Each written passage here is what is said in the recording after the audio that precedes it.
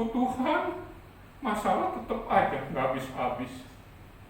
Yang kita alami nggak ada segininya sekarang ini. Kita berharap kepada Tuhan. Jadikan Tuhan satu-satunya pengharapan kita. Betul, saya tidak tahu.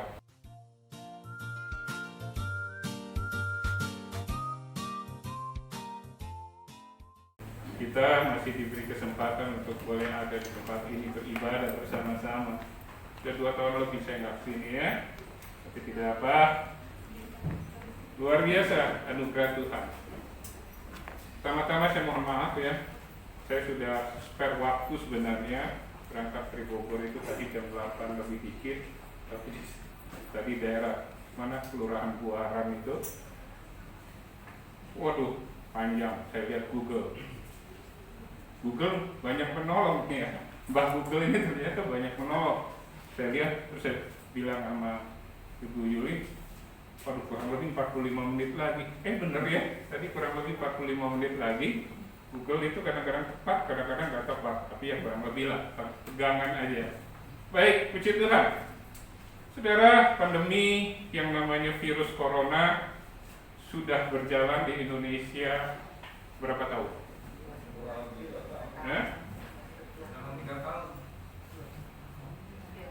Pertama kali diinformasikan, disampaikan oleh Bapak Presiden, ada 2 orang di Depok, ibu dan anak, ya sudah agak usia juga, itu tanggal sekitar Maret. Iya, tahun 2020. Artinya sudah 1 tahun 7 bulan lebih ya, 1 tahun 7 bulan. Bahkan kalau kita perhatikan pada waktu Juli Agustus tahun ini itu membuat banyak, termasuk mungkin kita, itu ketar-ketir. Apa itu ketar-ketir?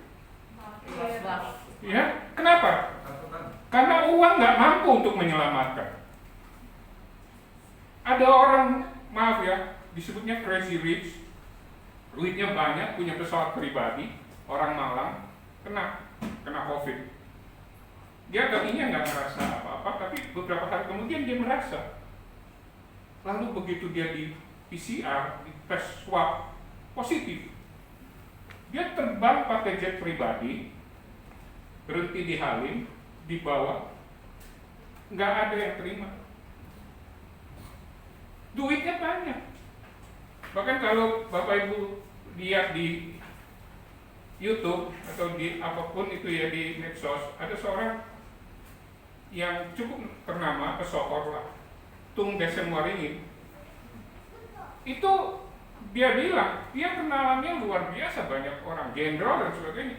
Waktu dia kena, dia udah dikasih pesawat pribadi untuk dibawa ke Singapura tolak. Kenapa saya awali ini? Karena kita harus mengetahui, sebagai umat Tuhan, Tuhan tidak hanya menyediakan berkat. Banyak gereja yang mengajarkan berkat. Tetapi ketika ada kesusahan, ada penderitaan, akibatnya mereka nggak kuat.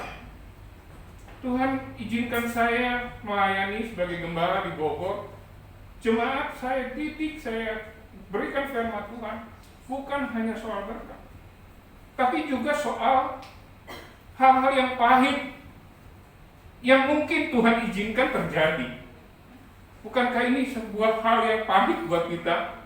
Bisnis, drop, gereja, maaf, nggak boleh ibadah seperti dulu, kita harus pakai masker, cuci tangan, dan sebagainya. Ini pernah dialami oleh seorang yang bernama Yeremia. Coba kita akan lihat Ratapan pasal 3. Ratapan pasal 3 ayatnya yang ke 19 sampai 26.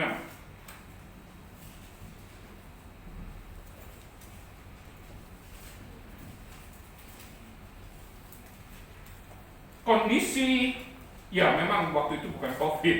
Yang dialami oleh Yeremia bukan COVID ya, bukan corona, bukan. Tetapi sebuah peristiwa di mana dia mengalami satu hal yang mirip-mirip yang dialami oleh orang-orang hari ini, yaitu kegetiran, kepahitan, kesulitan yang dia alami. Coba kita lihat, kalau sudah ada ya, boleh kita baca nanti yang saya 19, jemaat yang diberkati Tuhan 20, kita bergantian sampai ayat 26. Yang 19 saya yang baca dulu.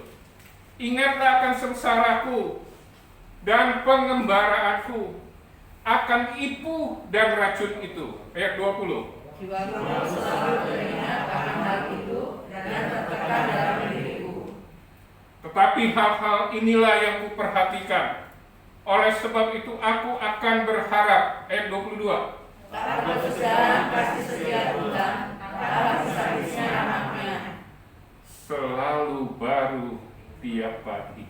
Besar kesetiaanmu. Ayat 24. Tuhan adalah bagianku, karena banggaku. Oleh sebab itu aku berharap kepadanya. Tuhan adalah baik bagi orang yang berharap kepadanya, bagi jiwa yang mencari Dia. Ayat 26 kita baca bersama-sama.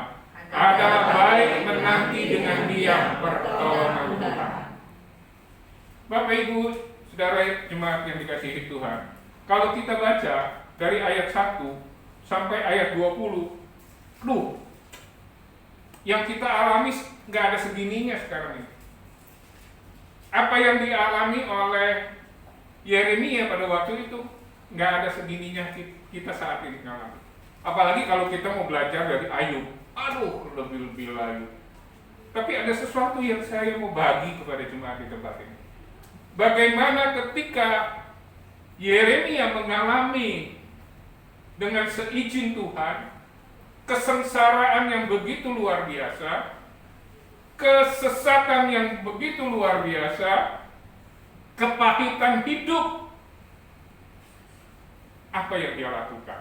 Ini yang perlu kita pegang di tengah-tengah kesulitan. Saya nggak tahu, mungkin gembala di tempat ini juga nggak tahu, pengurus di tempat ini nggak tahu apa yang sedang dialami. Kita pribadi lepas pribadi,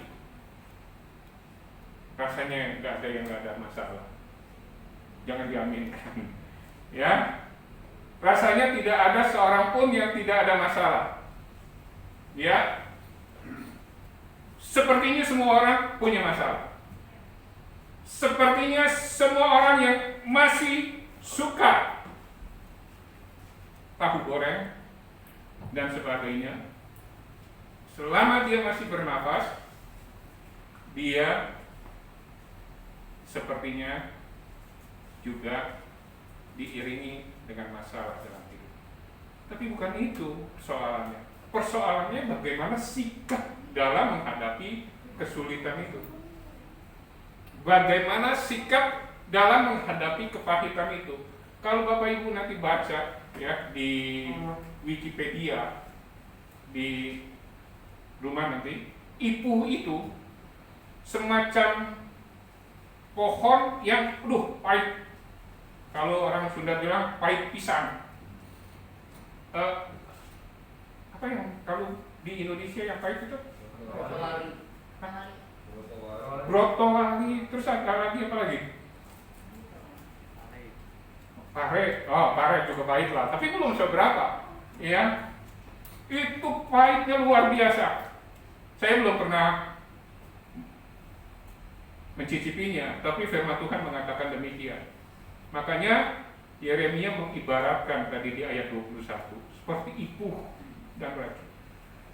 Saking getirnya, saking pahit kehidupan yang dialami oleh Yeremia atas seizin Tuhan. Kita mau lihat apa yang dia lakukan. Ayat 21 sampai 23. Ayat 21 sampai 23 berkata begini. Tetapi hal-hal inilah yang kuperhatikan. Oleh sebab itu aku akan berharap. Apa yang dia perhatikan? Ayat 22. tak berkesudahan kasih setia Tuhan. Tak habis-habisnya rahmat, selalu baru. Ayat 23 berkata, tiap pagi. Begitu kita bisa bangun pagi, kita masih bisa menghela nafas, kita masih bisa menghirup nafas, kita masih bisa menggerakkan anggota tubuh kita. Semua organ-organ tubuh kita masih berfungsi dengan baik. Bukankah itu mujizat Tuhan? Jadi mujizat itu bukan orang kanker stadium 4 disembuhkan, itu juga mujizat. Bukan orang yang sedang dalam kondisi hutangnya banyak, lalu tiba-tiba uang segunung datang. Ya, mujizat kalau kita tiap pagi bisa bangun pagi. Saya belajar ketika saya mengalami kena COVID. Saya kenal Cituan ya, Cituan. Saya kena Februari kemarin tahun ini, Februari. Ini nggak tahu dari mana itu COVID. Saya mampir dalam diri saya. Aduh, itu Tuhan benar-benar mendidik untuk mensyukuri yang namanya sehat. Di mana penciuman hilang. Di sini belum ada. Nggak ada yang kena kan ya? Hah? Oh, ada juga. Ya, tapi sudah sembuh ya. Puji Tuhan. Sempat dirawat di rumah sakit? Mandiri ya, isoman. Ya, saya juga isoman. Saya seminggu nggak bisa nyium. Maksudnya nggak bisa. Ini kayu putih bukan. Maksudnya penciumannya itu nggak tahu ini kayu putih atau bukan. Kalau melihatnya sih ya minyak kayu putih gitu loh. Ini balsam nggak. Dan di situ ayat ini kan. Tuhan baik. Di mana ada orang yang duitnya begitu banyak, punya jet pribadi, dia mau nggak lewat. Saya nggak punya jet pribadi, tapi saya punya Tuhan Yesus. Kita punya Tuhan Yesus. Oleh karena itu, ayat ini mengajarkan sebenarnya apa yang jadi perhatian kita, apa yang kita perhatikan dalam hidup ini. Apakah masalah yang kita alami? Apakah kesulitan yang kita alami? Apakah sakit penyakit yang kita alami? Atau kasih setia Tuhan yang selalu baru setiap pagi? Itu akan membuat seseorang berbeda. Dia terpuruk atau dia bangkit.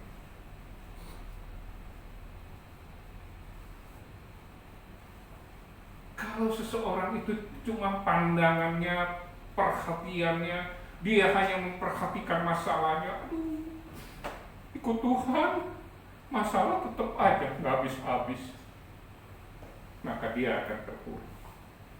Tapi kalau ketika Tuhan izinkan seseorang mengalami masalah, mengalami kepahitan dalam hidupnya, dia tetap memandang kasih setia Tuhan. Dia tetap perhatikan bahwa Tuhan itu luar biasa, maka pasti dia pasti keluar sebagai pemenang. Jadi di dalam Roma yang mengatakan seseorang itu lebih dari orang-orang yang menang, itu dialami ketika apa? Ketika fokusnya, perhatiannya yang mana? Kepada Tuhan. Nggak pernah salah. Tuhan Yesus, dia rela mati di atas kayu salib untuk menebus saya, untuk menebus Bapak Ibu Saudara. Bukan hanya untuk menebus, tapi menolong kita. Bukan hanya menolong, tapi memberikan kekuatan ketika kita sedang dalam persoalan. Sebab itu, apa yang kita perhatikan itu akan berpengaruh dengan kondisi yang akan kita alami. Ini yang pertama, dan ini yang diajarkan oleh Yeremia kepada saya, dan saya mau share, mau bagi kepada Bapak Ibu di tempat ini. Perhatikan kasih setia Tuhan dalam hidup ini. Itu akan membuat kita menang di tengah kondisi yang sulit saat ini, di tengah situasi yang pahit saat ini. kita keluar. Itu yang pertama. Yang kedua, coba kita lihat ayat 24. Ayat 24 dikatakan apa? Tuhan adalah bagianku, kata jiwaku. Oleh sebab itu aku berharap kepada-Nya. Ini mengajarkan saya dalam hidup saya ini, apa harta yang terpenting? Kedudukan, mobil, rumah, atau Tuhan? Ketika harta yang terpenting itu adalah Tuhan, maka saya tidak pernah kehilangan yang namanya pengharapan. Saudara, berapa banyak orang mereka ke gereja, berapa banyak orang mereka melayani, tapi tidak jadikan Tuhan sebagai harta terpenting dalam hidupnya. Tapi di sini tidak, di sini pasti menjadikan Tuhan sebagai harta terpenting. Amin. Luar biasa. Tuhan adalah bagianku. Coba kita lihat Mazmur 73 ayatnya yang ke-25 sampai 26.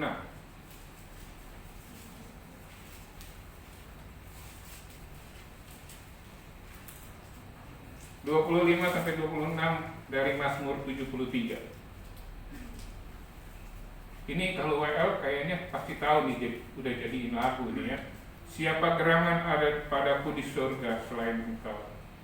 Selain Engkau tidak ada yang kuingini di bumi. Terus? Sekalipun dagingku dan hatiku habis lenyap. Gitu ya. Gunung batuku dan bagianku tetaplah Allah selama-lamanya. Yang percaya, yang setuju, kita berikan tepuk tangan buat Tuhan. Kita jadikan Dia sebagai harta terpenting dalam hidup kita. Padamu enak ngomong, gak tahu sih yang saya lagi alami. Betul, saya tidak tahu. Tapi yang saya tahu, ketika Tuhan saya jadikan sebagai harta terpenting, saya akan keluar sebagai pemenang. Amin. Ingat, tak selamanya mendung itu kelabu. Betul? Nyatanya hari ini panas gitu ya. Apalagi kena macet, ya AC enggak ini. Ya. Nyanyian itu ya, itu nyanyian ya bukan ya? Tak selamanya mendung itu kelabu, nyatanya hari ini enggak hujan. Ya. Betul saudara, ada titik sesuatu yang diizinkan Tuhan kita alami, ada titiknya, ada titik akhirnya. Seperti Ayub lagi enak-enak, Ayub lagi happy-happy, Ayub dalam keadaan comfort zone, dalam kondisi nyaman, anak-anak baik dan sebagainya. Tiba-tiba si setan datang ngadep. Ya, ceritanya kan begitu. Ngadep, bilang sama Tuhan, sama Allah, iya sih, karena Engkau pelihara, maka dia terus menyembah Engkau. Oke, Tuhan bilang apa? Silakan, tapi jangan kau ambil nyawa. Lalu diujilah, dicobailah Ayub dengan berbagai hal. Ayat 1, ayat 2 dari Ayub itu luar biasa. Tapi ketika dia tetap jadikan Tuhan sebagai harta terpenting dalam hidup, sekalipun dagingku dan hatiku habis lenyap, dia tetap menjadikan Tuhan sebagai harta terpentingnya. Akibatnya apa? Ayat 41, ayat 42, Tuhan kembalikan 2 kali lipat. Bukan itu memang yang kita harapkan, tapi ada akhir dari setiap kepahitan, dari setiap kesesakan, dari setiap kesulitan yang seizin Tuhan, pasti ada akhir. Saya waktu diizinkan Tuhan kena COVID itu 3 minggu, ya, 3 minggu, 2 minggu katanya kan setelah isoman biasanya negatif ya. Waktu saya tes PCR lagi masih positif, udah saya ambil lagi 10 hari isoman. Dan setelah 21 hari lebih saya baru dinyatakan negatif. Saudara, bersyukur kalau hari ini saudara tidak kena COVID. Karena kena COVID itu nggak enak. Siapa yang udah ngalami? Boleh yang katakan nggak apa-apa ya?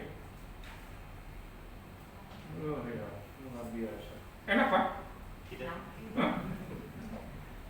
Tidak apa? Tidak enak. Tidak enak ya? Tapi hal yang luar biasa, ketika seseorang kena COVID dan dia sembuh, imun dalam tubuhnya menurut penelitiannya itu menjadi lebih baik gitu ya. Apalagi setelah itu divaksin. Siapa di sini yang bilang kalau vaksin itu ada 666? Nah itu ngaco itu ya. Kalau vaksin mana bisa orang yang buat Cungko, yang buat China, masa 66 yang kasih ke China? Ya, yang Sinovac, Pfizer dan sebagainya. Ada sesuatu hal yang indah ketika kita jadikan dia sebagai harta terpenting dalam hidup kita. Kenapa? Karena ada ayat yang mengatakan begini, di mana hartamu berada, iya luar biasa teman-teman. Di mana hartamu berada, di situ hatimu berada. Jadi di mana harta kita berada? Harta kita berada hanya pada Tuhan, maka hati kita berada kepada Tuhan. Simpel aja. Ini yang kedua. Lalu yang berikutnya, ayat yang ke-25. Apa yang Yeremia berikan pemahaman kepada saya dan saya bagikan kepada jemaat saat ini? Yang ke-25 dikatakan begini, siapa gerangan ada padaku di surga selain engkau? Oh, maaf, salah. Iya, ganti. Oh iya, ini yang tadi ya, Mazmur 73. Ratapan 3 ayat 25. Iya. Ratapan 3 ayat 25. Ayat 25. Nah, ini dia. Tuhan apa? Adalah baik bagi orang yang berharap kepadanya, bagi jiwa yang mencari Dia. Betul, Tuhan mengatakan begini. Matahari itu bersinar bukan hanya buat orang yang percaya kepada Tuhan Yesus. Halo? Matahari itu juga bersinar kepada semua orang. Mau dia penjahat, dia mau apa, bersinar sama. Tapi yang membedakan adalah ketika kita sebagai orang yang percaya kepada Tuhan mengalami sesuatu yang pahit dalam hidup ini, ada kekuatan yang Tuhan berikan. Sepanjang apa? Sepanjang ini jadikan Tuhan satu-satunya pengharapan kita. Pengharapan kita siapa? Saudara kita, dokter dan sebagainya. Beberapa waktu yang lalu Dedi siapa itu? Dedi apa? Ya, pesohor juga ya, Dedi Corbuzier ya. Itu kena COVID juga kan? Dia olahragawan, dia pelihara hidupnya dengan makan makanan yang sehat, kena. Yang saya mau ceritakan, uang dia yang banyak nggak ada gunanya. Puji Tuhan, Tuhan pertemukan dia dengan dokter itu ya, siapa namanya dokter? Dokter Gunawan itu ya, itu anak Tuhan juga ya. Dia dipertemukan dan ya sampai dia apa rela ya ngasih uang satu Satu koper ya. Nggak tahu tuh uangnya apa ribuan semua, apa 2 ribuan nggak tahu lah ya. Tapi saya pikir nggak mungkin lah masa dikasihnya 2 ribuan semua gitu ya. Seenggaknya 50 ribuan atau 100 ribuan. Dia kasih mobil. Ketika dia berharap sama uangnya, nggak bisa. Nah, jadikan Tuhan sebagai satu-satunya pengharapan kita. Pengharapanku hanya Yesus saja yang mati atas Golgota.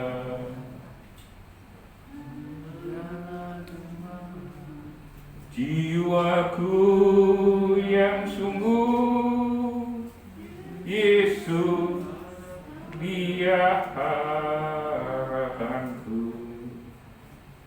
Yesus harapan jiwaku, ya jiwaku.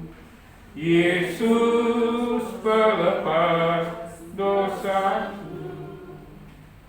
Saudara, ini luar biasa. Ini luar biasa. Dan biarlah pengharapan kita gantungkan hanya kepada Tuhan. Amin. Karena pengharapan di dalam Tuhan tidak pernah mengecewakan. Amin. Roma 5 mengatakan pengharapan kepada Dia tidak pernah mengecewakan. Sekalipun mungkin sepertinya sudah benar-benar mentok, menurut kita mentok. Sepertinya ke kanan udah ketemu tembok, ke kiri udah ketemu tembok, belakang tembok, depan tembok, udah gak ada jalan. Tapi ketika kita menengadah, kita berharap kepada Tuhan, pasti, bukan mudah-mudahan, bukan insya Allah, bukan, tapi pasti. Dan ingat, waktu Tuhan bukan waktu kita. Ini yang juga kita perlu sadari. Waktu Tuhan, tapi pasti yang terbaik. Amin. Ada kan lagunya ya? Mbak, gimana lagunya? Tuhan pasti yang terbaik, walau kadang tak mudah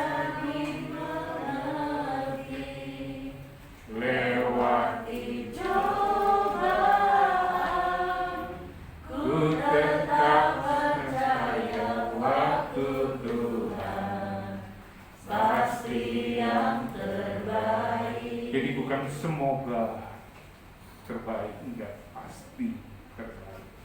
Sebab itu mari gantungkan pengharapan kepada Tuhan saya. Hari-hari ini banyak orang yang kehilangan pengharapan. Bagaimana ketika bisnisnya rontok, ketika kesehatannya rontok, ketika sesuatu terjadi dalam hidupnya, dan itu betul-betul pahit rasanya. Akhirnya dia berkata,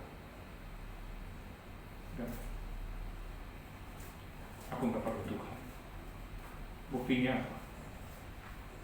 Aku datang ke gereja, aku berdoa, aku minta sama Tuhan untuk tolong. Buktinya mana? Sampai sekarang aku belum ditolong. Saudara, mungkin ketika kita teruskan, itu besok Tuhan tolong. Tapi berapa banyak orang yang berhenti sebelum dia sampai kepada yang waktunya Tuhan. Sebab itu, hari ini jadikan Tuhan sebagai satu-satunya pengharapan kita. Dan yang terakhir, ayat 26. Ayat 26 mengatakan apa? Mana? Iya, ayat 26. Belum? Iya. Adalah baik menanti dengan Dia pertolongan. Maksudnya apa? Kita berdoa. Tuhan, aku tahu waktunya adalah yang terbaik. Bukan hanya saya bisa nyanyi, Tuhan. Wah. Bukan hanya itu, tapi saya mau alami sungguh waktu Tuhan adalah yang terbaik dalam hidup saya. Ada nyanyian mengatakan, seperti Bapa sayang anaknya, demikianlah saya Bapa. Sini ada yang sudah jadi Bapa dan Ibu. Masih banyak kelemahan, masih banyak kekurangan. Kadang juga masih marah sama anak. Tapi ketika anak nggak makan, apakah bapaknya akan biarinnya? Halo, bapak-bapak. Kita lebih baik yang nggak makan daripada anak yang nggak makan. Itu kalau bapaknya benar. Tapi kalau bapaknya lewat dari jam 6 sedikit gitu ya, rada miring, ya mungkin dia gitu ya. Atau ibu, dan ini nggak ada yang, ini lempeng semua kan. Amin, nah, ya. Kita lebih perhatikan anak kita. Dia sakit, kita juga merasa sakit. Ini bapak yang masih banyak kelemahan. Ini bapak yang masih banyak kekurangan. Begitu peduli sama anak. Bapak kita sempurna. Bapak kita sempurna. Dia tidak pernah salah.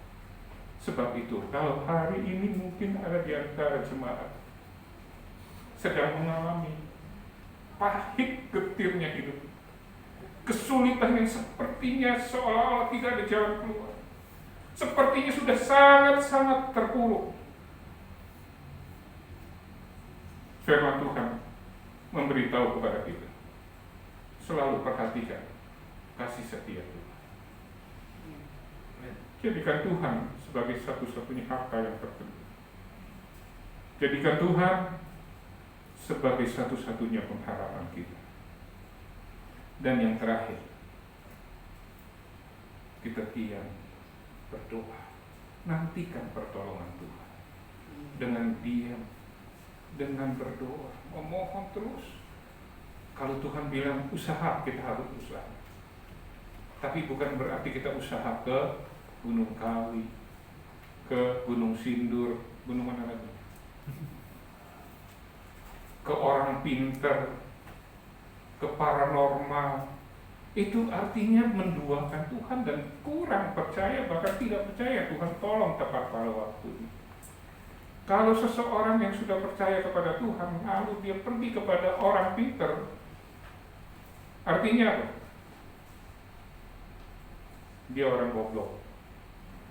Bukan dia, saya orang goblok ya. Saya datang ke orang pinter. Namanya siapa ya? Mbak A gitu ya. Tolong dong, saya punya masalah ini. Dia juga oh gini. Berarti saya orang goblok. Saya punya Tuhan yang luar biasa. Dia pencipta langit dan bumi. Saudara pun sama. Tuhan yang kita sembah di dalam nama Tuhan Yesus. Dia rela mati di atas kayu salib untuk menjadi kita, menjadi kita orang-orang yang menang. Makanya bukan hanya kita bisa nyanyi, kita umat pemenang, kita anak perjanjian, Yesuslah kalahkan musuh. Terus kitanya enggak bangkit. Tapi saya percaya di tempat ini jemaat tidak seperti itu. Bangkit menjadi pemenang di tengah-tengah kesulitan yang dialami. Dan kita terus lakukan ini. Mari saya undang pemuji, pemusik maju ke depan. Haleluya.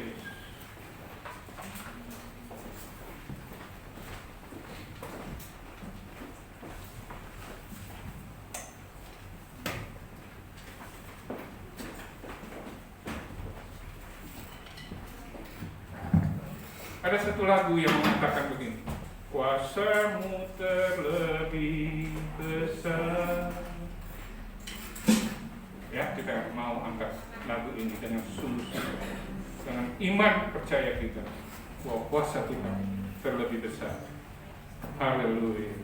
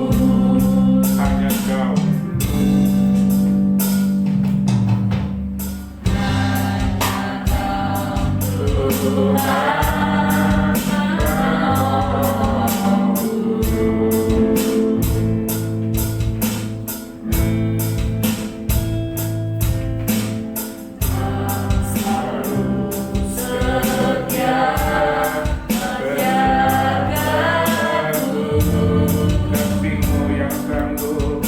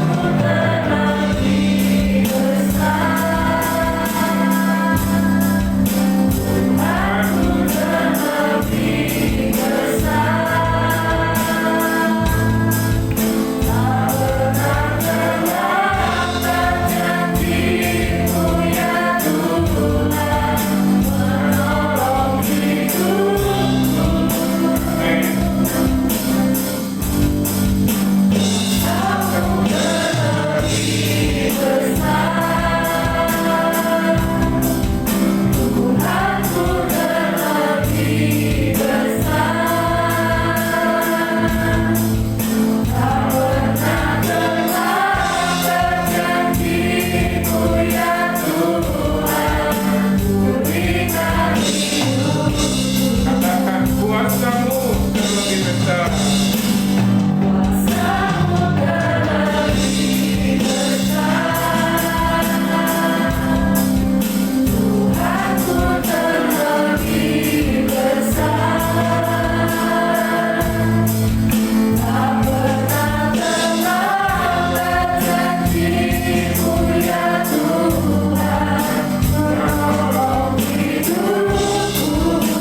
Amin, amin.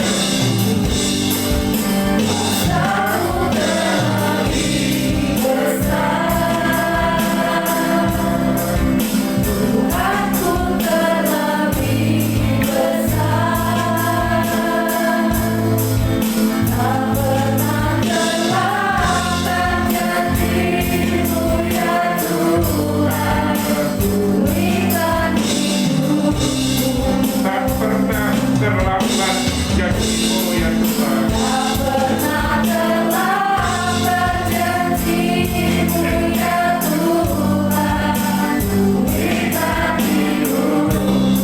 Tak pernah terlambat.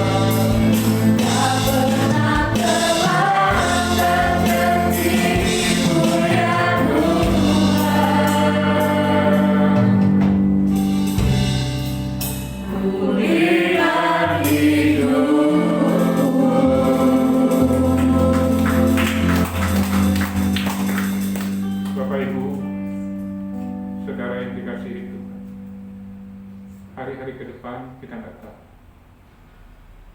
Tapi yang harus kita pegang, Tuhan tidak pernah terlambat menolong kita. Sebab itu perhatikan terus kasih setia Tuhan.